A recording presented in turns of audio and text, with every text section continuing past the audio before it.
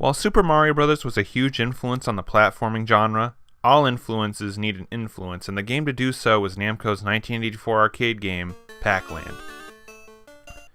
Pac-Land was based somewhat on the 1982 Pac-Man animated series produced by Hanna-Barbera, featuring the background track featured in most episodes, and making all the characters look like their animated counterparts.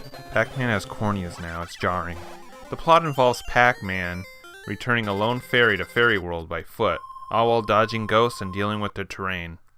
While this game doesn't look impressive really, it took the concept of the platformer and made it more about the adventure. Pac-Man has a goal to reach and you'll help him reach it. And while the graphics aren't great nowadays, really they look like an MS Paint project, they were big, expressive, and colorful. So now that we've seen Pac-Man in action on the arcade, how does it translate to on the Famicom?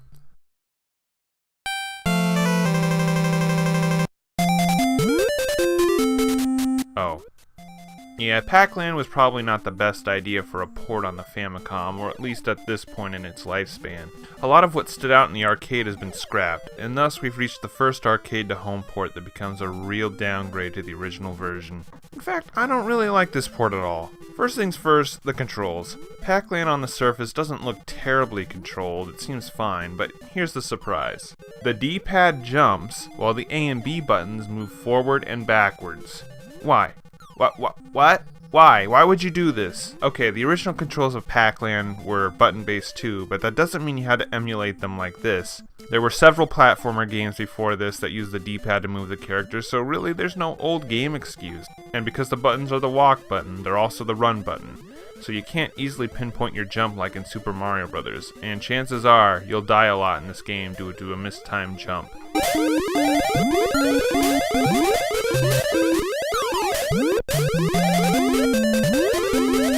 Then there's the presentation. Now I'm not talking about the graphics themselves, they look okay. But what I'm really talking about are the cutscenes. Many of them are removed. Pac-Man with the fairy, the door to Fairy World, the fairy becoming the Fairy Queen and giving Pac-Man his flying boots, and sadly, the most missed of all, the Pac family all together at the end.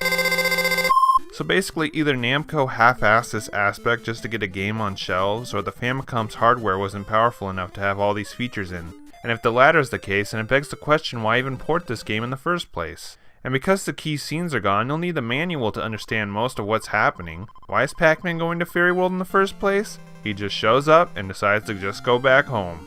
And you don't get any signification that you got the flying boots. I had no clue I got them when I first played this and questioned why there's a big gap Pac-Man can't cross.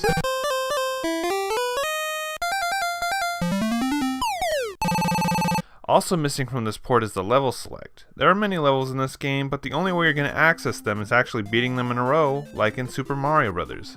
But unlike Mario Bros., there isn't a continue code as far as I can see. So when you die, you go all the way back. So Pac-Land isn't actually terrible, it's just terribly outdated. If Super Mario Bros. Hadn't come out a month ago, Pac-Land may have had more appeal. But if you want a more faithful port of Pac-Land, there is one for the TurboGrafx 16. And it has a more traditional control scheme. So Famicom Pac-Land is best just to be forgotten about.